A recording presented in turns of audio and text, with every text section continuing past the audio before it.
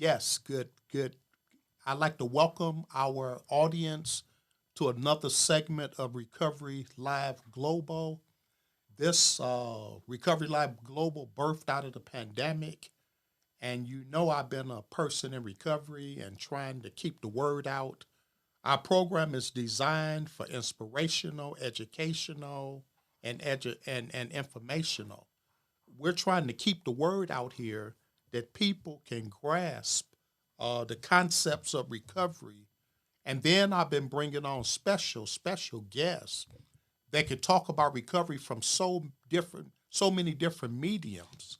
Today I have a special guest, Mr. Edward Sanders, who I met on my path as I was working a little bit close with Mr. Walter Epps, who's running for Wayne County Sheriff.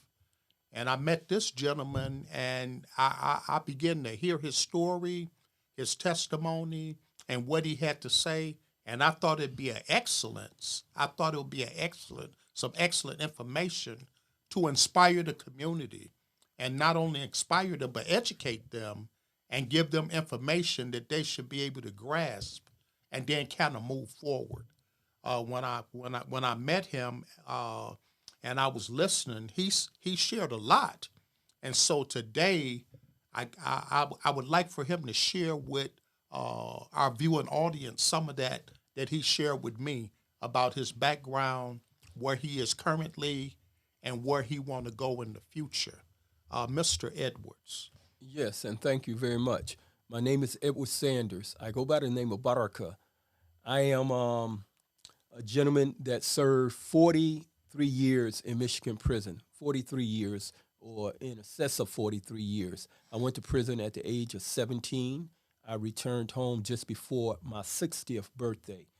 I was 17 years old in 1975, practically 60 years old in 2017 when I came home in July of 2017. Since I've been home, I have acquired a master's degree from the University of Michigan School of Social Work. I have acquired my license as a social worker. I have been active in the community in terms of grassroots activism.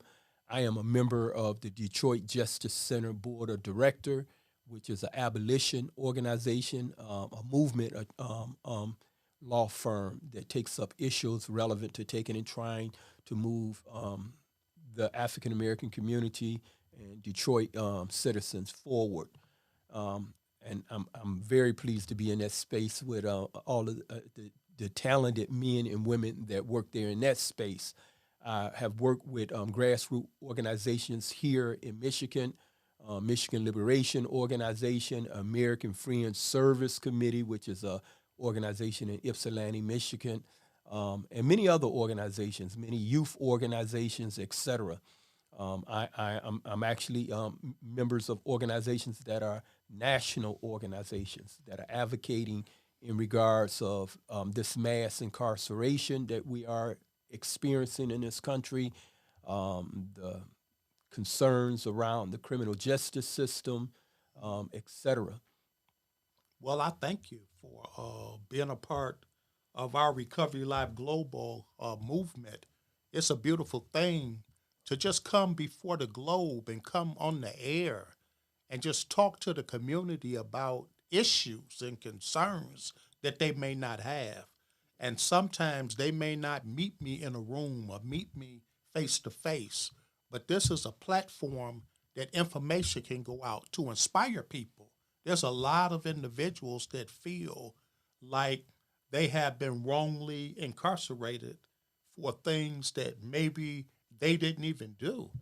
And I'm noticing now because of forensic evidence based testing, and now that a lot of individuals through forensics, there are evidence based that they wasn't even there at the time of the crime. But it was a time that we didn't have this type of testing and movement and situations available. So as we move forward generationally, there's more avenues on science and evidence and forensics and all type blood and hair and I mean I'm a cosmetologist, and hair means a whole lot to me. And Yes. and I tell you something, the hair tell the story. You know what I'm saying? They could take, a matter of fact, the urinalysis and the hair tell a bigger, better story of the history of an individual's and their whereabouts than the urine samples. Right, And so right. they're using hair now. You give them a piece of your hair, and you could tell. I mean, they could tell what you ate. They could tell where you been if they find it around. I mean, it's a lot of things that they can tell. I mean, they can tell if you had a drink, if your hair is long enough, and you know the hair grow a half inch a month normally. So that means if the hair growing a half an inch a month, if you got 6 inches of hair, that means that they can dictate and tell what you ate, what you done, how you drank for the whole year. So it's similar to how we take and look at trees, and we can tell a lot about a tree in regards of its rings and so forth. And that's unique. And this science is now answering questions for us about the certainty or the uncertainty of peoples that are incarcerated. In fact, I'm free today as a result. Well, I give all praise to Allah, but I'm free today as a result of neuroscience, where attorney Bryant Stevenson and his law team took and made use of a cross discipline, and that cross discipline is neuroscience. Prior to the use of that neuroscience that they took and used, took into court as exhibits to further argue their legal case, um, they rebuked the idea of pseudoscience that was being used and argued that children, because they mimic behavior that is the same behavior of adult, that they themselves are mature enough to take and be treated as an adults, and that they are stuck in that, they are stationed in that development where they are when they commit that act. And that gave the impression that children could never be reformed, could never be rehabilitated. And neuroscience showed just the opposite. It took and demonstrated that children are, in fact, more vulnerable. They are vulnerable to to peer pressure. They are vulnerable to the environments in which they live in, and they tend to take risks in their adolescent years. But as they mature, they are actually more capable of reform than any other part of our population. And with this evidence being presented to the United States Supreme Court, the court came up with the conclusion that the children are actually innocent of the mandatory and the harshness of the sentences that they were serving in most instances. So they demanded of the states to take and go back and take a second look at these children, even though the court made a ruling for the adolescents that were under 18 years old. The science was much broader than that. The science included adolescents, not just early or middle adolescents, but even late adolescents, and that means people who are in their mid 20s. And we have yet to see Michigan take up the responsibility and reform its laws to reflect this science. And I have been very active in taking and advocating to take and try to help re-educate so that we can take and right-size our law. And I join many others, individuals and organizations. I'm not alone in this. We are even joined with the survivors' family members, or the victims' family members and their loved ones. They are included in this group, in this voice that is taken in action. Many times the prosecutors like to take and just speak about the victims as though they are one dimensional, but there is a pluralistic voice there. There is no monotheistic voice within the group of people who have been victimized no more than there is among those who are victimizing. Yeah, because when you think about it, everybody that had a relationship with the what language, victim of situation. In other words, when my son go to prison, I go to prison. Exactly. And when my mother go to prison, I go to prison. Exactly. Why? Because I have a relational attachment to this family member of mine. And just like they're doing time, I'm doing time too, because I'm at home wondering and thinking and trying to engage different methods of keeping the relationship going. And because of the barriers that's out there, number one, I got to drive to Ionia. Number two, I got to drive to Marquette. I got to drive to, and number three, the method of sending them a token or a coin or some kind of finances that could help them through their system is barriers there. It's so many barriers for me to stay linked to my family member that's incarcerated to create a barrier. And then the incarcerated person, develop emotions and feelings to think that maybe nobody cares about me. See, what you just did in describing that, you did what Dr. King was taking and trying to encourage us about not being silenced. Dr. King pointed out to us that, it's the silent majority that is allowing the harm that we have in our communities. And many times the family of people who are victimizing others are silent when in fact they are victimized just as much as any other victim, Yes. because they are attached to that family member. And if you don't share the hurt and the harm that has been caused you by the behavior, even your loved one, if you remain silent and don't make mention how you are harmed as the father, as a wife, as a mother, as a sibling, then we don't see the picture. We allow those who want to take and make this into a simplistic solution where they make us believe that it's us and them.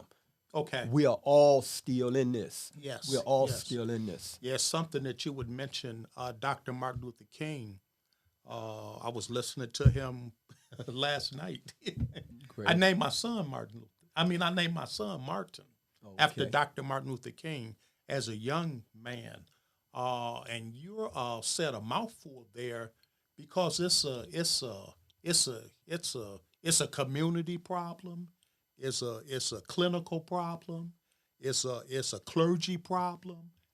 All of these dynamics, and we can't keep separating clinical from clergy and clergy from clinical and clergy from the community. We got to come to the table. And let me share with you, this is very personal, and this is very personal. When I was in prison and much younger, people would call me Malcolm. Okay. People used to call me Little Malcolm after Malcolm X. And they didn't know it. They didn't know it that the victim in my case had died on February the 21st of 1975. And they didn't know that every time they referred to me as Little Malcolm, as I had took and progressed it in prison, I began to read and study and so forth. And Malcolm was one of the early people that I began to take and study. And when these individuals was calling me Little Malcolm because of my resemblance, light skin, sandy brown hair, this little gold teeth and so forth when I was a much younger kid, and they kept saying Little Malcolm, they didn't know that when they said that, it made me remember the victim in this case who died untimely and young and black. In the city of Detroit in 1975, February the 21st in 1975. Malcolm was killed or martyred in 65, February the 21st. And so every time they said that, they didn't know it was a wound. It was a wound because I related him to Malcolm. I didn't separate him from Malcolm. He had just as much as the right to be to have life and his liberty, and he wasn't doing anything wrong on that particular night, no more than Malcolm was doing anything wrong. And so we are not separate in this. Somehow it's going to come back home. somehow it's going to come back home. And this is what we finding. We took and got behind politicians and demanded, hey, to address the crackdemic with the judicial system, with the penal system. And it has a boomerang. We look around and all of our fathers are gone. All our mothers are gone. All our sons are gone. The community has an absence of black males as a result of a demand that we made. It was a short-sighted solution. That solution didn't work, and it will not work. And we need to correct it and quit talking about it. We need to quit allowing people to take and prosecute us from one political cycle to the next political cycle. We don't need to take and discuss this for another decade. We need to take and address solutions, bring the men and women back into our community, and never again take and try to address social issues with the penal system. Yeah, we need to have other tools in that box. And if you do your stats, punishment have never changed behavior. No. You see what I'm saying? Change of a mindset is what changed behavior. Not if you punish me for doing wrong, then I'm going to be angry and I'm going to do what you say, but I'm not going to be doing it from the inside out. I'm going to be doing it from the outside in. But if you would encourage, they found out that if you would encourage a person for doing right, they'll do more right. Yes. And if you punish a person for doing wrong, they'll do more wrong. So even the makeup of the human mind, the makeup of the human body, the makeup of the central nervous system and the brain, and how it relate to one another, and how you can get mental motivation out of an individual to change into some positive motivation out of an individual. It's not punishment. That's interesting that you say that. Michigan once used to take and follow the social sciences in terms of how it took and did its law, how it took and shaped its law.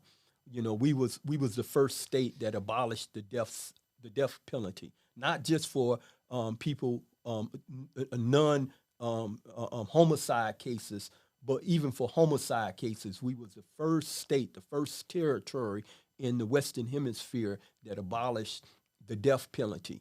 We was one of the earlier states that began to take and use good time incentive, that when prisoners took and behaved well, were free of misconduct, that reward them with good time, you know, which make good sense.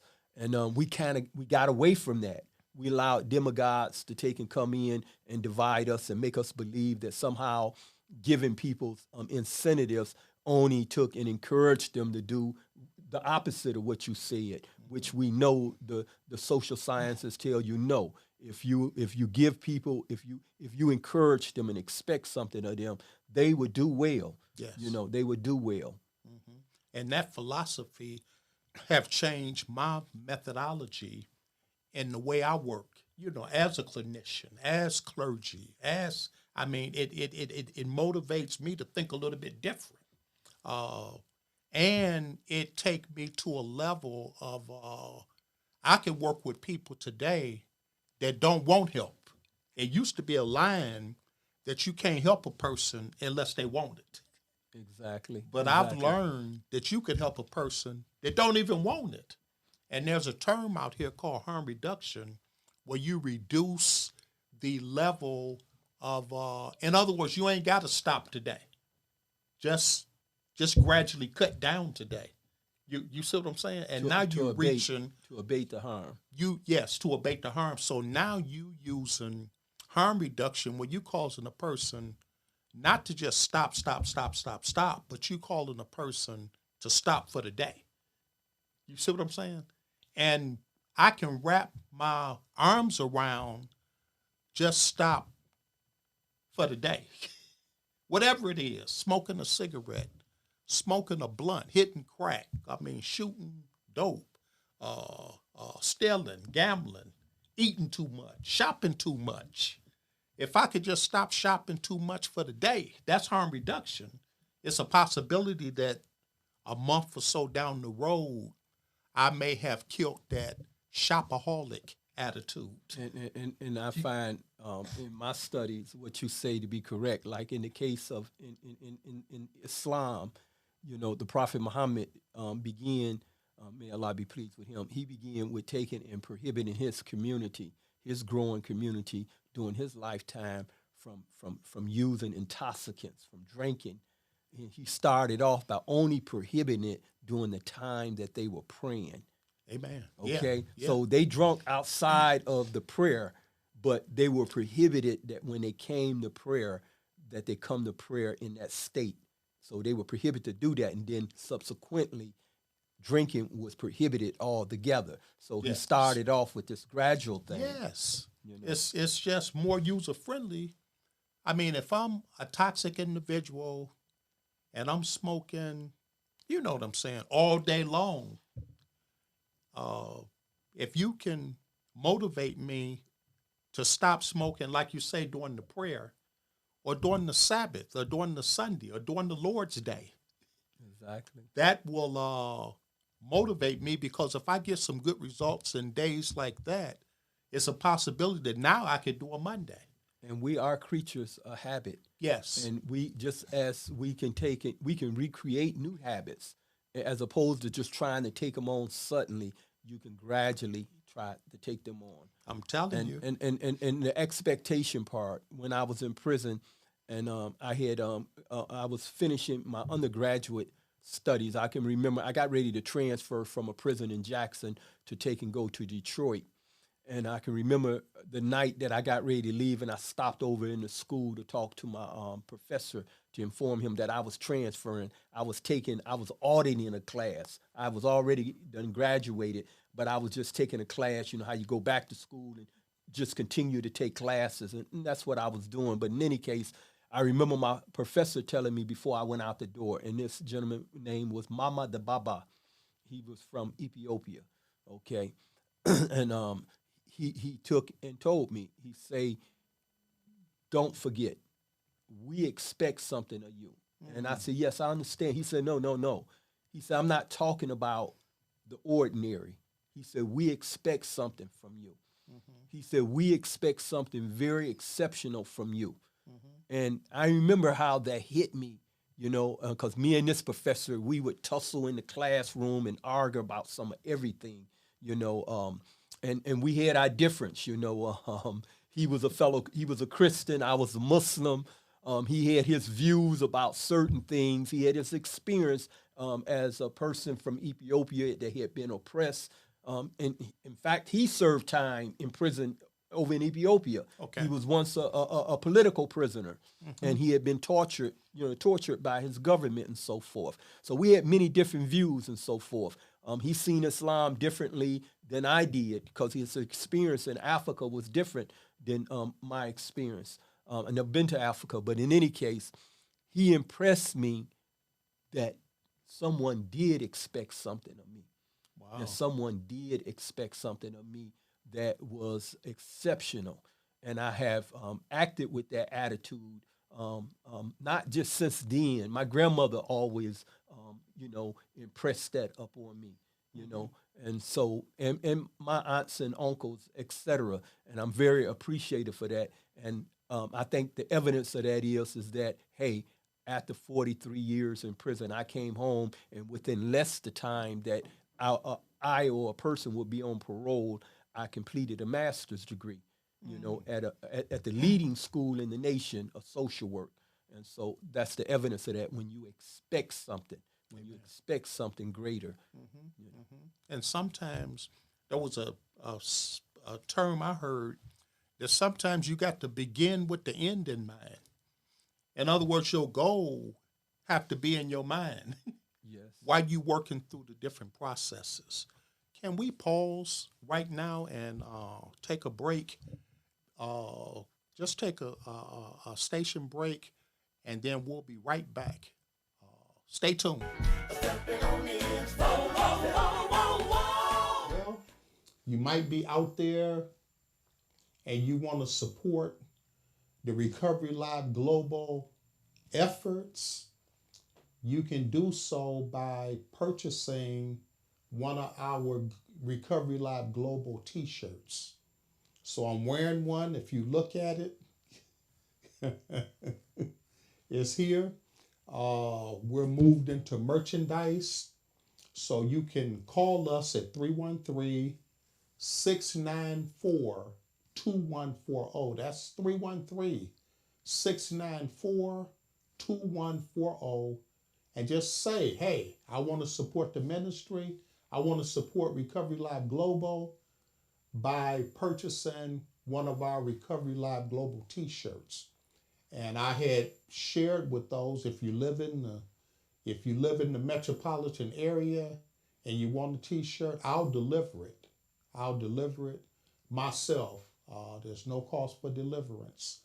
So call us and purchase your Recovery Live Global t-shirt in support of the Recovery Live Global show.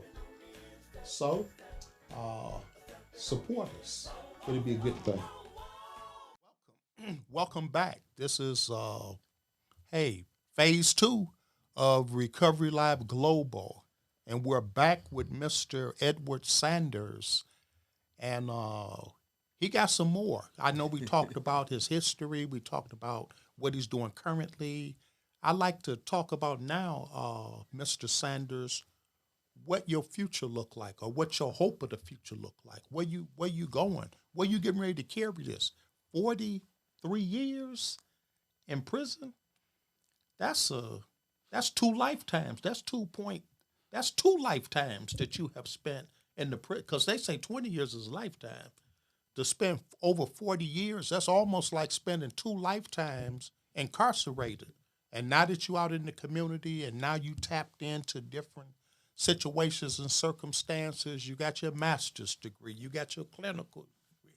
You talking about getting a law degree and being able so you could touch and reach and help other individuals that have been impacted or infected by the unrighteous situations with the penal system.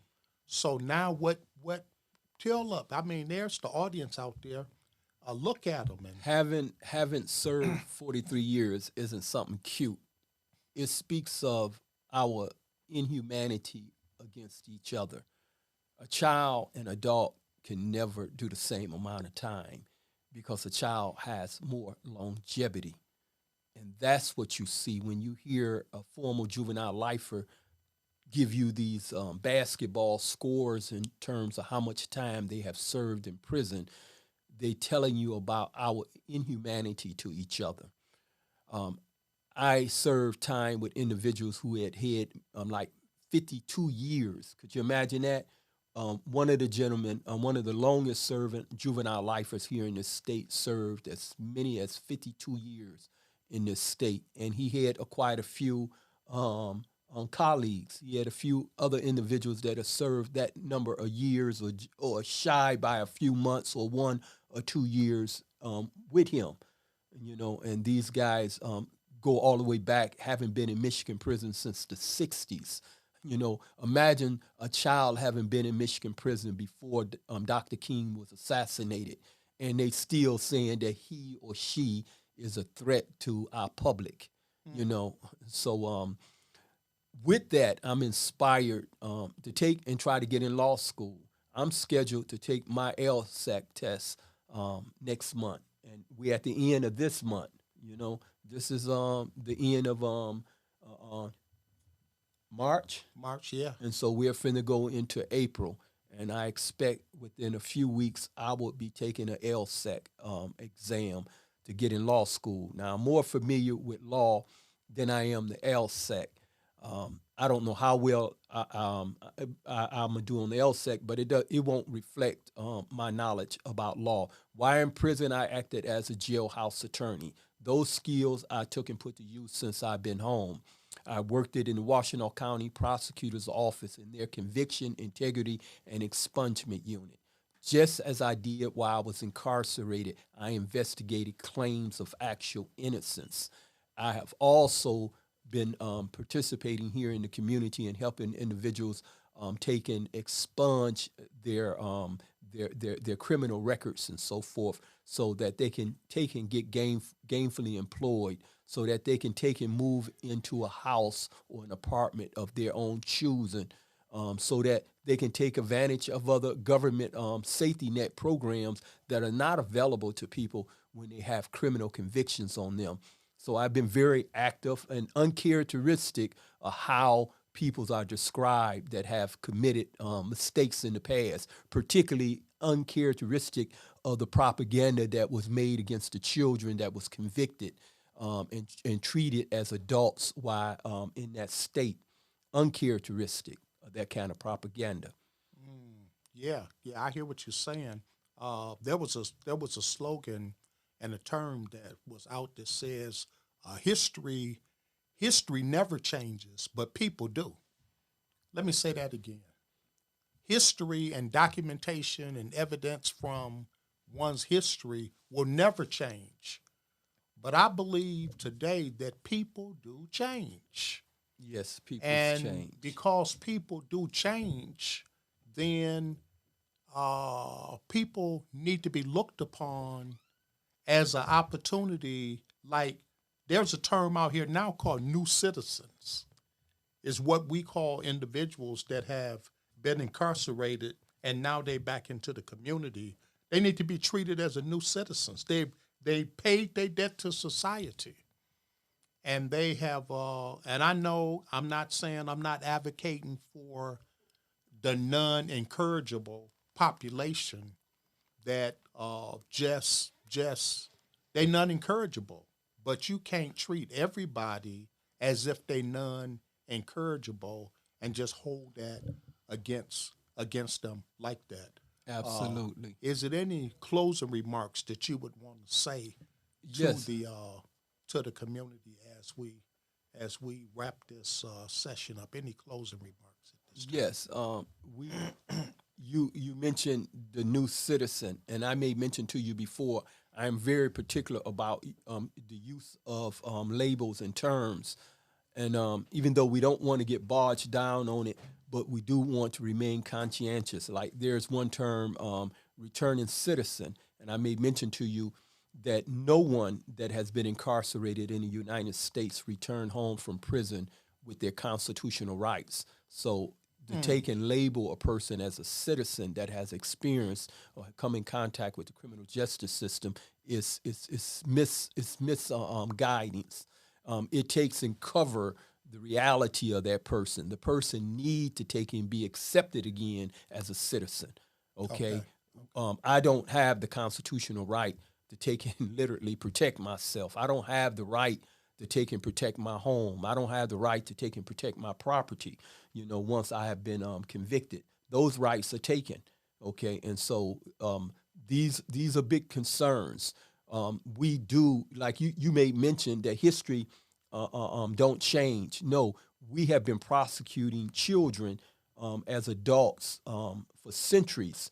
Remember, Moses, before he was even born, he was wanted. Okay, Wow. Okay. Yusuf was convicted as a young man and put in prison and served as many as 12 years in prison, not because he was guilty, but because the women of his society or the higher society was guilty for taking and lusting after him and wanting him. And so they took and to protect us, themselves from their immorals, they took and imprisoned Joseph. I call him Yusuf, which is his name in the Quran, but we're talking about Joseph that you know in the Bible. So when we talk about innocence, innocence is something that it has different levels of culpability. Okay, sometimes a person can participate in one thing, like they refer to the children, juvenile lifers, as child killers, when in fact most of the children were aider and abettors. That means they was not the principal. But your politicians, your prosecutors, and others refer to all of them as killers, as child killers. They are taking and trying to cover their inhumanity to these children by demonizing them. And this goes all the way back to the time that Christ was born. They were looking for a Messiah before Christ was born, and they was looking to take and kill that child then. So this mentality of taking and somehow turning on our own children is history repeating itself. You know, we look at the stories and hear the stories in our congregations, in the mosque, in the synagogue, and the churches, and we don't see ourselves as being that oppressor, but that's where we are today, where we are tolerating this type of inhumanity against each other. But I'm still optimistic about our future. I'm still optimistic and positive about us bringing about a change. I agree with Dr. King. You know, it's gonna come. We may not be present with all of each other in terms of when that come. I may not be present. You may not be present, but I'm optimistic that we gonna change. We gonna get there. We gonna make better societies for future generations, and so I'm optimistic with that. Yeah, and I just want to say thank you for coming and participating. This has been another segment of Recovery Live Global. Stay tuned. Listen up. We inspirational, educational, and we're going to be providing information, education, and inspiration to help the community go to new levels as it relate to walking this walk in the recovery processes. God bless you. Stay tuned. We have more to come. Gonna have to get you to come back one day, brother. Absolutely. And share with us some more. I know it's some more in there. Absolutely. And so we'll get you to come back and share some more. Absolutely. This has been another segment of Recovery Live Global. Stay tuned. Stepping on in, step.